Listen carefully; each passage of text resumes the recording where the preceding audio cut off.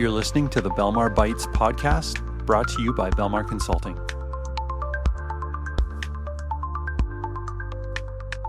Okay, welcome back, Matt. Here we are, episode number 6. Episode 6.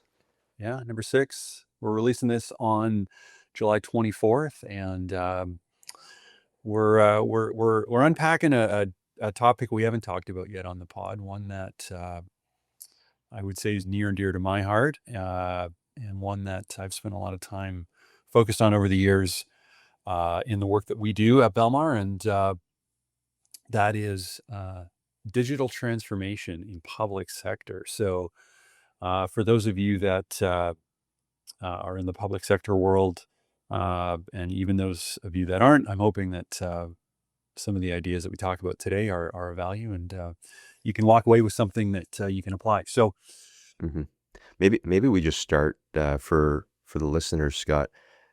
What is public sector? We'll just start with some definitions, and then we can unpack that. We'll start from the beginning. All right. Well, yeah. So what is public sector? That's a great question. So, I mean, I guess I would define public sector as our government, these entities that are publicly funded, and I guess there's many different layers to this, but maybe in the context of like, what is a public sector customer for us? That would be a government entity, be it federal, state, local, provincial in Canada, city, municipality. There's these different layers of government, but any organization that is collecting taxes and fees from the citizens and providing some form of a service in exchange. Yeah, awesome. So now we got that definition. What is we talked about this on previous pods, but we expand on what's Belmar's experience in working in the public sector, and how does that differ than working in the nonprofit sector, or what are the similarities, perhaps? I guess what are the differences? Public organizations historically are known to be slow, inefficient, in some cases, transformative, but in most cases, just, like old technology and overall kind of poor experience compared to that of what you get from Amazon or, your favorite retailer. So their incentive is not to be cutting edge and compete against a competitor. Their incentive a lot of times is don't screw up and don't get on the front page of a newspaper for a mistake that was made. So it's an interesting environment to work in. It's one that is made up of incredibly great, like awesome people, smart people, but they're working in an organizational structure that's typically very risk adverse and is very slow moving. And so just think of the last time you had to get your driver's license renewed. That was probably a more painful process than you thought it should be, given your ability to order anything off of your phone and have it show up at your front door, at most a couple of days later, and oftentimes within a few hours, it's at your door. So that's just unfortunately the way it is in government, and it's likely never going to change. So it's just something you've got to work with. You'd ask, what's the difference between public sector and nonprofit? Nonprofit, on the other hand, most of these organizations are independent. They're arm's length from government. If they're in fact getting their funding from government, many nonprofits get no funding from government. They're all private donors and corporations that are donating. So that kind of cohort of organization, is often way more interested in transformation, way more interested in competing against their quote unquote competitors for sort of their share of the pie that's available to them in terms of funding. And so they will make investments, they will make bets that will move them closer towards their goal. And oftentimes that's delivering a better service, delivering a better experience to their customers or their clients or their constituents. So, the incentives are different. The structures are very different. But what is interesting is the commonality across the two cohorts with respect to their use case. Like what does it look like to receive a service, or what does it look like um, to engage? There is a lot of commonality across those two. So uh, with at least with a Salesforce technology like nonprofit cloud, or formerly NPSP, it actually worked within both organizations to deliver on what they were trying to Yeah. accomplish. So Yeah. And maybe I'll just build on and kind of up level some of the commonalities because we've been serving both nonprofit and public sector clients for quite some time. But I would say another big similarity is just the necessity to have high degrees of governance when it comes to data. I mean, donor data, very sensitive. And the last thing you want as a nonprofit organization is to have a data breach or to have a poor experience for your donors who are giving you money on a recurring basis, or to have bad data. And on the other side of the coin, in the public sector lens, this is citizen data. This is private PII data that is uh, catastrophic if it's leaked. So there's a commonality in that they need high degrees of security. And in many cases, nonprofits are working with organizations or individuals who this is sensitive data. These are either people that are victims that we just need to protect that data as well. So there's a lot of similarities, and I think oftentimes people don't connect the dots in terms of these two, but certainly on the Salesforce side, there's a lot of commonalities technology-wise. So now that we've got the kind of baseline background, what is public sector, given that you work so heavily in this space, Scott, what kind of, and maybe we'll flip down to U.S. public sector for the time being, the impact of DOGE on the U.S. public sector and the federal space. What kind of trends are you seeing, and what's happening in that side of things? sure, yeah, it's been interesting since January when Trump term two started, and Elon and the team went to work on identifying, as they call it, fraud, waste, and abuse. And it was, I mean, I was expecting it was going to be rough for those organizations that DOGE was looking into. But it's been very interesting in working very closely with Salesforce and their sales team, and just the the real change that has taken place in terms of procurement, and just what was previously slow has become slower. And there were, I mean, we've seen it on the news. I mean, there's organizations that it previously existed now no longer exist as a result of the work of DOGE. And so, not to get into that side of the conversation, more into the sort of what impact is this Yeah, having, and what are we seeing as a result of it. So there, government needs to continue to deliver service to the constituents, or its constituents. And so that need continues, but now how they go about doing it is quite different. So, um, I guess maybe to categorize this a little bit, there were opportunities that we were working on with clients that just did completely disappeared, and that was very true for Salesforce as well. What we've seen, that's kind of morphed into the kind of the craziness is over now. Things are settling. Now it's okay. Well, we've got to do more with less. We don't have as much as we used to. We're never going to get what a year ago we would have got approved today. So we need to find a way to do more with less. And so we're in that zone or that season right now. And so it's where we can bring an equal or better solution than what already exists at a price that is lower, there is a lot of interest. And so, it's we historically have not really been an organization that competes on price. It's more value that we bring. Hmm. But it's now very much uh, here's what we've got.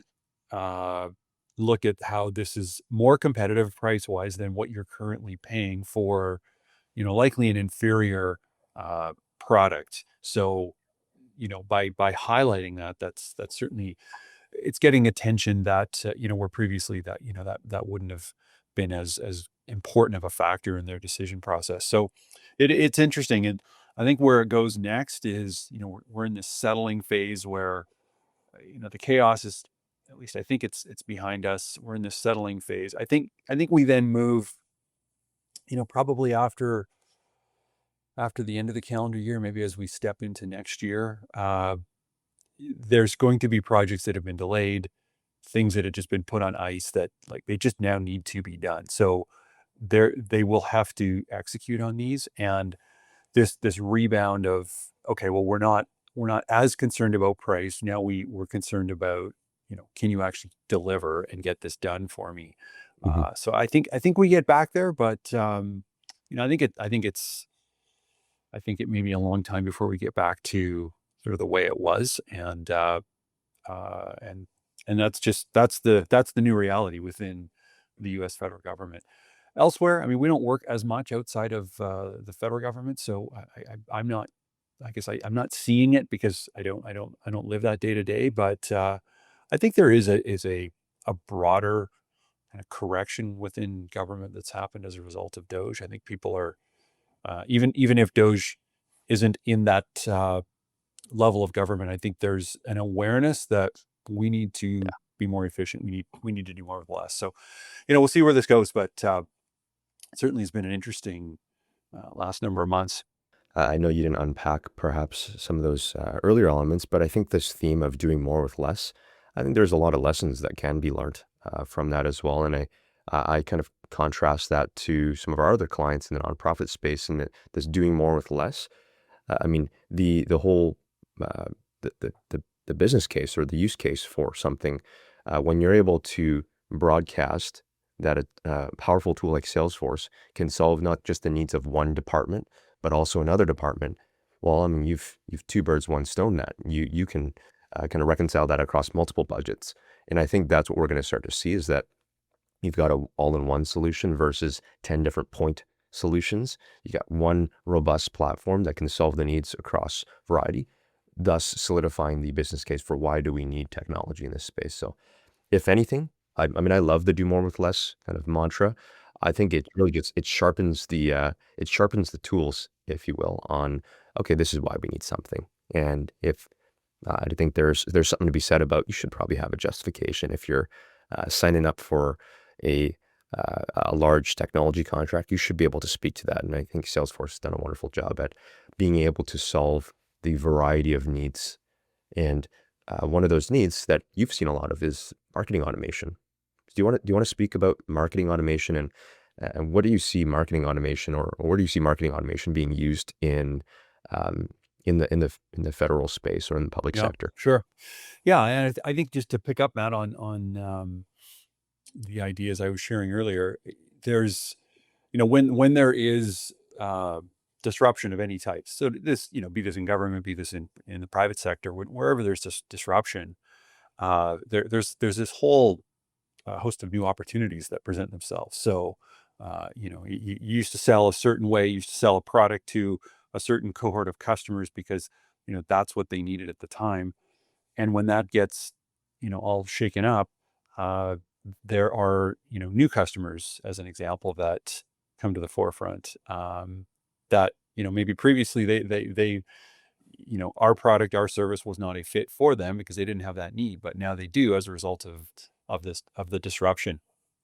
And so it's actually really exciting because while it's not business as usual, we are getting introduced into some really exciting opportunities within the U.S. Federal agencies. And, these are organizations that, for many years have bought Salesforce technology. They bought, for case management. They've bought, in some cases, email communication and everything in between. But where we're starting to see some opening up is within the communications teams within these U.S. Federal agencies. So, kind of unpack that a little bit. If an agency is, delivering on a particular mandate, part of sort of their responsibilities to communicate to the constituents what they're doing. Uh, and so sort of think of it more on the policy side rather than on the political side. If, the policy is, we're going to go and, build more roads. I'm just making up an example here. We're going to go build more roads. Well, there's a communication strategy that comes with that. You're informing the public about what you Yeah. are going to be doing. You're informing the public sort of along that path as you, in this case, go out and build more roads. And then at the completion of that, there's some communication to wrap that up. And this is, and again, if you think about the U.S. Federal agencies, these are not. Don't think of these in terms of political parties that are communicating a political message. These are agencies that are delivering a message to the constituents regarding the work that they are doing. So how do they do that? How do they communicate? Well, in the past, like pre-DOGE, uh, there were communication departments in many cases for each of the, call it business units within that agency. And what's happened as a result of DOGE is they've consolidated, in some cases to like a single team that is now responsible for communication for that agency. So they need tools that are capable of sending large send volumes, that are very capable of kind of segmenting across business units. In the past, that some of the tools that were being used were very, think of it kind of as a point solution. They were very specific to a particular use case and, a smaller audience. And, now they're sort of the aperture is open really wide. They have a very large audience. They need the ability to segment and to communicate with a much broader audience. So a tool like Salesforce Marketing Cloud fits incredibly well there, and so we've begun to see some really interesting opportunities within the agencies that are trying to address this problem that I just identified. So it's been exciting because that's something we're passionate about. It's a service that we've offered for many years, and we do great work there. And so to have the opportunity to get engaged with these organizations and really help them navigate through these challenges that they're facing uh, has been fun because it's not really optional for them to say, you know what, we're not going to Yeah. communicate. Like they have to communicate. So they need tools and capabilities to be able to go and do that. Yeah. So I guess using a specific example about Marketing Cloud in the federal space, I mean, what kind of things do you think Marketing Cloud have a leg up on kind of legacy or prior communication technology that's being used in this space? Because that will translate to citizen impact. Like, what will they be informed more? What kind of differences do you see with Salesforce's solution versus what's already been in there for many years? Yeah, I think it's. I mean, we've seen this over the years. Salesforce identify a particular target, and when they start, they have like little to no footprint in that target, Hmm. and then time goes by, and they win, and then they win more, and then they just become the dominant player in that particular category. We certainly have seen that in the nonprofit sector. Blackbaud for Yeah, forever was the solution. totally. Uh, the number of customers that we've moved from Blackbaud to Salesforce, can't count the number because it's, we've done so many, and we continue to get requests constantly. And so, that example of Salesforce going into a market and then just, over time dominating, we've seen over and over again. Certainly, we're seeing that now within, the federal government and their communication team. So, the historical tool is known as Granicus Gov Delivery. It's everywhere in government. It's pervasive. It's all over the place. And so there's certainly some challenges that customers have faced with that tool, and so really, we are identifying how a Salesforce-based solution is going to not only address but improve the challenges that that organization is facing. So we've been successful within certain agencies at this point, and that scope is just is growing and opening because of just the amount of implementation that exists of Gov Delivery within the federal government. So it's an exciting time. We've got lots of work ahead, but the next year it could be very disruptive in terms of what we're doing. So Mhm. more to come on that, but it's an exciting time to be attached to the Salesforce marketing engine, and Yeah, delivering a marketing cloud-based solution. it's like a rocket ship. Yeah, You're just gonna very much. strap onto the rocket ship because we've seen time and time again, Salesforce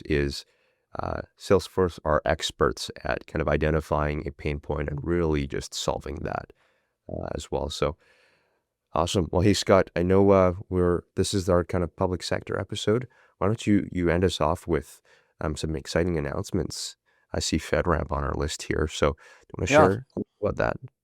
yeah, you bet. So within the U.S. Federal government, they've got a standard, if you will, of what software applications need to meet, and that's known as FedRAMP. And so to have a FedRAMP approved or authorized solution is an important, validation that your technology has gone through the appropriate testing and validation, Hmm. so Salesforce in the last number of weeks announced that they have expanded their FedRAMP set of products. I'm struggling for how best to say that, but the products that they now have as FedRAMP solutions uh, include Agentforce, Data Cloud, Marketing Cloud, and Tableau, which is exciting because these, when you're in a discussion with a prospective customer, one of the things that comes up pretty quick is this a FedRAMP solution? And so now that box is checked, we don't have to worry about that, and we can get into a more meaningful discussion and not worry about uh, you know, having to try to navigate around, a Yeah. product not being FedRAMP. So it's a pretty significant milestone for Salesforce in the last few weeks, and excited that they've achieved that, and it's just going to open up a ton of opportunity within the Fed space. So That's exciting. yeah, Awesome. Well, hey, maybe that's a great way to wrap on this episode here, Scott. Thanks for doing this, and we'll catch you on the next. came out. Thanks, man. All right. Talk soon. This has been another episode of Belmar Bites, brought to you by Belmar Consulting. You can follow us on Apple, Spotify, YouTube, or on our website at belmarcloud.com.